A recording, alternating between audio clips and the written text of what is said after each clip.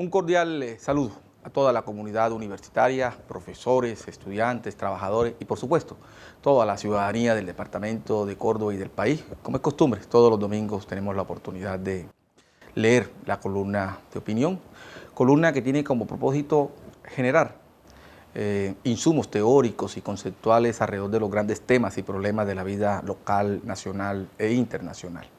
Este es un ejercicio pedagógico, educativo, que hacemos con esa intención de contribuir a la ciudadanía, al debate de las ideas, permitirle a la ciudadanía la comprensión y la ampliación de visiones alrededor de temas y problemas. Las últimas columnas de opinión he venido abordando un tema importante que tiene que ver con la cultura política colombiana, alrededor de lo que yo he llamado, por un lado, la polarización, pero por otro lado, la mutua satanización. Y es el tema que tiene que ver con la izquierda y la derecha, que he tratado de abordarlo sobre una lectura crítica de las ideas de la cultura política nacional, también un acercamiento teórico a lo que es el centro en la política nacional, y ahondar en esas acepciones y los matices que caracterizan esas acepciones permite tener una mayor comprensión de esas dinámicas políticas. Necesitamos que el país avance en el marco de una democracia que, como decía Habermas, pueda deliberar.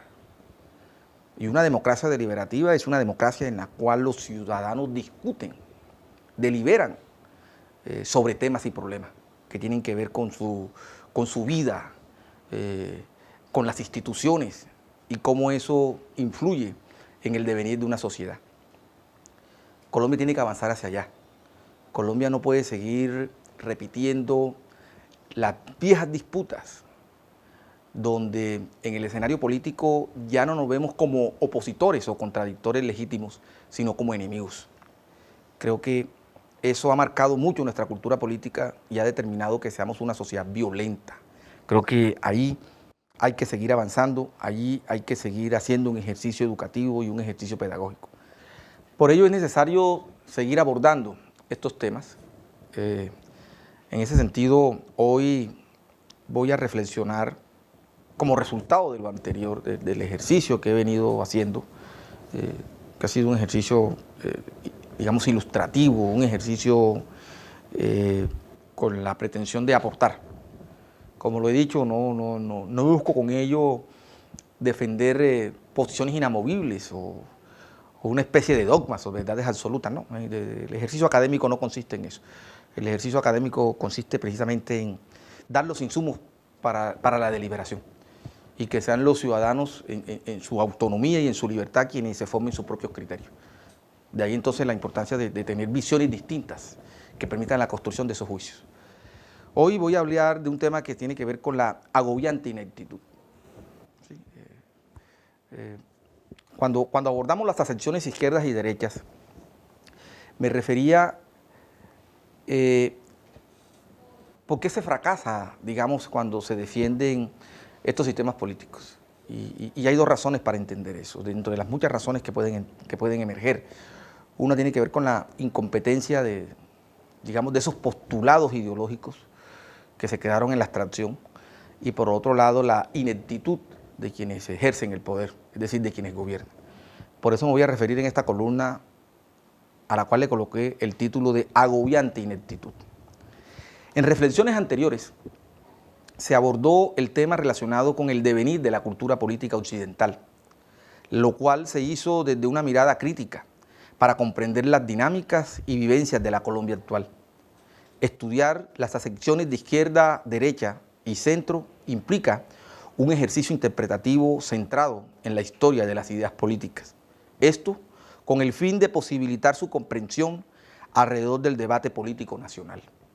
Es muy frecuente escuchar y observar sectores de la ciudadanía discutir sobre sus ideas, creencias, militancias políticas y defenderlas, muchas veces de manera radical y violenta.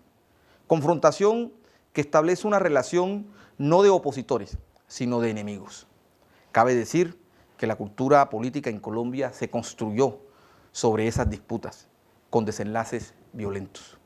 Lo anterior se explica en gran medida debido a la incompetencia de las ideologías o doctrinas que históricamente han gobernado, especialmente en la ineptitud de los gobernantes. Hemos sido gobernados con pensamientos políticos abstractos y desconectados de la realidad social. Sistemas de gobierno que no han respondido a las demandas y necesidades de la sociedad. Cabe mencionar que en cada periodo electoral esos pensamientos afloran en forma de ilusiones y demagogias, sin olvidar que cuando ejercemos el derecho al voto emerge un ciclo interminable de espera, donde siempre se repite la historia de la esperanza del coronel no tiene quien le escriba. Una espera de 15 años para la asignación de una justa y merecida pensión por los servicios prestados a la patria. Asimismo, elección tras elección se construye un círculo vicioso de desdichas, infortunios, transacciones económicas, pago de favores, aprovechamiento de la pobreza no resuelta y mentiras ocultas que se repiten a la luz de postergadas ilusiones, impidiendo y postergando la construcción de un proyecto de nación. Pero al igual que el coronel, quien no tiene quien le escriba, mantenemos la esperanza como única forma de subsistencia. La ineptitud de quienes han gobernado la institucionalidad pública ha sido un factor determinante, a través del cual se ha configurado y nutrido los grandes males que padece la sociedad colombiana. Ineptitud convertida en desidia y abandono de amplias regiones geográficas y sectores de la población, acumulando de esta forma un sinnúmero de problemas estructurales.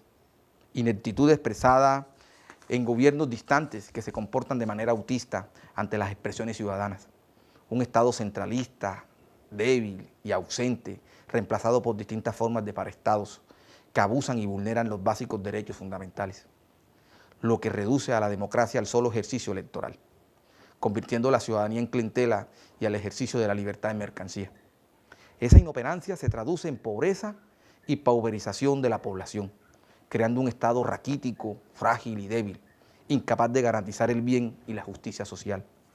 En este sentido, es imperioso retomar el cauce, unificar desde los idearios y programas de las distintas acepciones políticas una agenda nacional que construya el proyecto de nación que hemos postergado. Es así como las democracias se fortalecen, impulsando agendas de desarrollo y progreso. Para ello, necesitamos partidos fuertes que coexistan sin ningún tipo de violencia mutua y gobiernen con pensamiento moderno. Izquierda y derecha son sus distintos matices, creencias y doctrinas. Esto se necesita para construir un verdadero sistema democrático.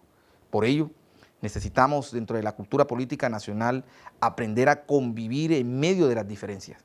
Por consiguiente, la sociedad colombiana no puede seguir permitiendo la ineptitud de sus gobernantes, quienes gobiernan sin agendas e idearios políticos, pero sí con una demagogia sistemática y repetitiva que condena a vivir en la premodernidad. Una de las formas de erradicar esa ineptitud es con partidos y movimientos políticos sólidos y coherentes, con una sociedad civil organizada y una ciudadanía libre y autónoma. Para ello, necesitamos izquierda y derecha en la vida democrática, única forma de construir una nación moderna. Necesitamos ideas, pensamientos, idearios y agendas sociales para seguir construyendo a Colombia. Esta es la reflexión que quería compartir como elemento a la discusión, Esto no quiere decir que, digamos, esto sea una verdad absoluta, ¿no? Es una lectura académica. Hemos hablado de izquierda y derecha y sobre esos matices ideológicos que encarna la izquierda y la derecha, pues, hemos desarrollado la historia política de Colombia en 211 años de vida republicana. Y cuando uno evalúa esos 211 años de vida republicana, encuentra que efectivamente se ha gobernado con un ideario, con unas ideologías que han estado desconectadas de la realidad. Y al estar desconectadas de la realidad, pues no hemos construido el proyecto de nación. Un proyecto de nación que permita una vida buena y una vida justa. Un proyecto de nación que permita la convivencia, la coexistencia, sin que eso implique la exclusión, la fuerza o la violencia. Seguimos postergando ese proyecto de nación.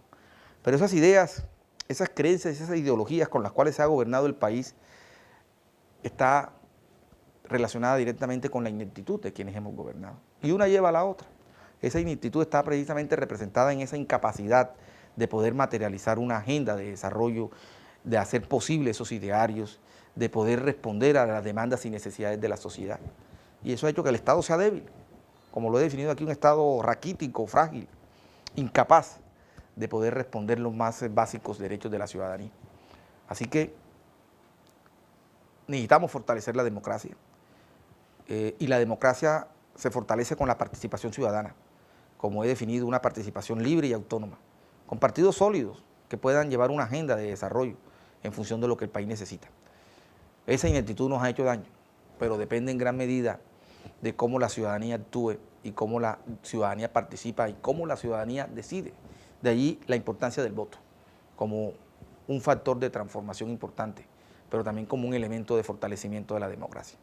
Así que quería compartir esta reflexión en el marco de ese análisis que he venido construyendo sobre estas ascensiones políticas. Creo que el país no puede seguir distrayéndose en narrativas y en discursos totalmente salidos de la realidad, ¿sí? Que lo que en el fondo genera son unos pánicos infundados, cuando la realidad es otra, cuando el país requiere son acciones puntuales que lo transformen, cuando el país lo que requiere son agendas de desarrollo que lo impulsen hacia niveles de civilidad y hacia niveles de modernidad.